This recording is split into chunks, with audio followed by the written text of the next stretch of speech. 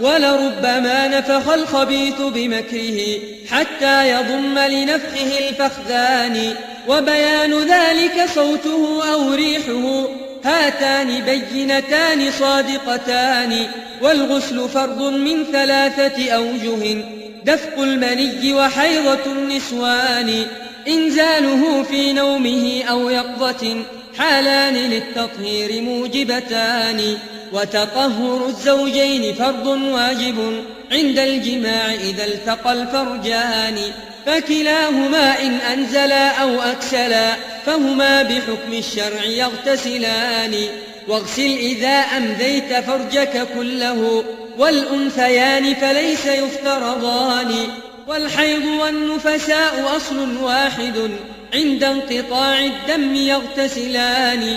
وإذا أعادت بعد شهرين الدماء تلك استحاضة بعد ذي الشهران، فلتغتسل لصلاتها وصيامها، والمستحاضة دهرها نصفان، فالنصف تترك صومها وصلاتها، ودم المحيض وغيره لونان. وإذا صفى منها وأشرق لونه فصلاتها والصوم مفترضان. تقضي الصيام ولا تعيد صلاتها، إن الصلاة تعود كل زمان. فالشرع والقرآن قد حكما به بين النساء فليس يفطرحان. ومتى ترى النفساء طهرا تغتسل، أو لا فغاية طهرها شهران. مس النساء على الرجال محرم، حرث السباخ خسارة الحرثان. لا تلق ربك سارقا أو خائنا أو شاربا أو ظالما أو زاني. قل إن رجم الزانيين كليهما فرض إذا زنيا على الإحصان.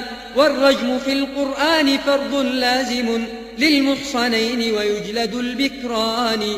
والخمر يحرم بيعها وشراؤها، سيان ذلك عندنا سيان. في الشرع والقرآن حرم شربها، وكلاهما لا شك متبعان. أيقن بأشراط القيامة كلها، واسمع هديت نصيحتي وبياني. كالشمس تطلع من مكان غروبها، وخروج دجال وهول دخان، وخروج يأجوج ومأجوج معا من كل صفع شاسع ومكان. ونزول عيسى قاتلا دجالهم يقضي بحكم العدل والإحسان. واذكر خروج فصيل ناقة صالح يسم الورى بالكفر والإيمان. والوحي يرفع والصلاة من الورى، وهما لعقد الدين واسطتان. صل الصلاة الخمس أول وقتها، إذ كل واحدة لها وقتان. قصر الصلاة على المسافر واجب، وأقل حد القصر مرحلتان. كلتاهما في أصل مذهب مالك 50 ميلا نقصها ميلان. وإذا المسافر غاب عن أبياته فالقصر والإفطار مفعولان. وصلاة مغرب شمسنا وصباحنا في الحضر والأسفار كاملتان. والشمس حين تزول من كبد السماء فالظهر ثم العصر واجبتان. والظهر آخر وقتها متعلق بالعصر والوقتان مشتبكان. لا تلتفت ما دمت فيها قائما، واخشع بقلب خائف رهبان. وكذا الصلاة غروب شمس نهارنا وعشائنا وقتان متصلان. والصبح منفرد بوقت مفرد، لكن لها وقتان مفرودان. فجر وإسفار وبين كليهما وقت لكل مطول متواني. وارقب طلوع الفجر واستيقن به، فالفجر عند شيوخنا فجران. فجر كذوب ثم فجر صادق، ولربما في العين يشتبهان. والظل في الأزمان مختلف كما زمن الشتاء والصيف مختلفان. فاقرأ إذا قرأ الإمام مخافتا، واسكت إذا ما كان ذا إعلان. ولكل سهو سجدتان فصلها قبل السلام وبعده قولان. سنن الصلاة مبينة وفروضها فاسأل شيوخ الفقه والإحسان.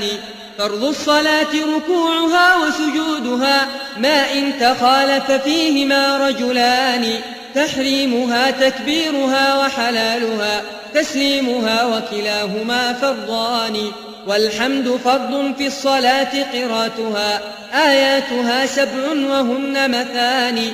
في كل ركعات الصلاة معادة، فيها ببسملة فخذ تبياني. وإذا نسيت قراءتها في ركعة، فاستوف ركعتها بغير تواني. اتبع إمامك خافضا أو رافعا، فكلاهما فعلان محمودان. لا ترفعا قبل الإمام ولا تضع، فكلاهما أمران مذمومان. إن الشريعة سنة وفريضة، وهما لدين محمد عقدان. لكن أذان الصبح عند شيوخنا من قبل أن يتبين الفجران، هي رخصة في الصبح لا في غيرها، من أجل يقظة غافل واسنان. أحسن صلاتك راكعا أو ساجدا، بتطمن وترفق وتداني. لا تدخلن إلى صلاتك حاقنا، فالاحتقان يخل بالأركان. بيت من الليل الصيام بنية، من قبل أن يتميز الخيطان. يجزيك في رمضان نية ليلة، إذ ليس مختلطا بعقد ثاني. رمضان شهر كامل في عقدنا، ما حله يوم ولا يومان. إلا المسافر والمريض فقد أتى تأخير صومهما لوقت ثاني. وكذاك حمل والرضاع، كلاهما في فطره لنسائنا عذران.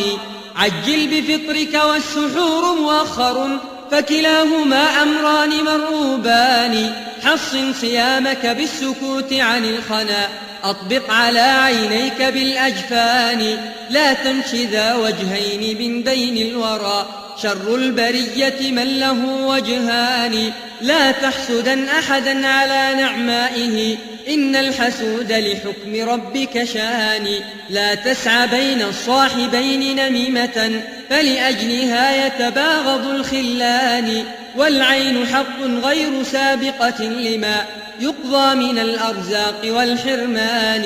والسحر كفر فعله لا علمه، منها هنا يتفرق الحكمان. والقتل حد الساحرين إذا هم عملوا به للكفر والطغيان. وتحر بر الوالدين فإنه فرض عليك وطاعة السلطان. لا تخرجن على الإمام محاربا، ولو أنه رجل من الحبشان. ومتى أمرت ببدعة أو زلة، فاهرب بدينك آخر البلدان. الدين رأس المال فاستمسك به، فضياعه من أعظم الخسران. لا تخل بامرأة لديك بريبة، لو كنت في النساك مثل بنان. إن الرجال الناظرين إلى النساء مثل الكلاب تطوف باللحمان. إن لم تصن تلك اللحوم أسودها، أكلت بلا عوض ولا أثمان. لا تقبلن من النساء مودة، فقلوبهن سريعة الميلان. لا تتركن أحدا بأهلك خاليا، فعلى النساء تقاتل الأخوان. واغضض جفونك عن ملاحظة النساء ومحاسن الأحداث والصبيان. لا تجعلن طلاق أهلك عرضة، إن الطلاق لأخبث الأيمان. إن الطلاق مع العتاق كلاهما قسمان عند الله ممقوتان. واحفظ لسرك في فؤادك ملحدا، وادفنه في الأحشاء أي دفان. إن الصديق مع العدو كليهما في السر عند أولي النهى شكلان. لا يبدو منك يا صديقك زلة، واجعل فؤادك أوثق الخلان.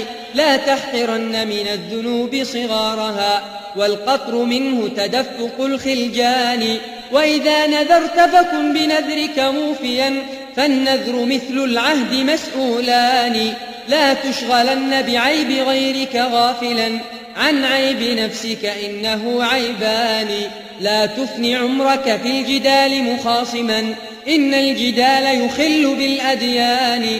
واحذر مجادلة الرجال فإنها تدعو إلى الشحناء والشنآن.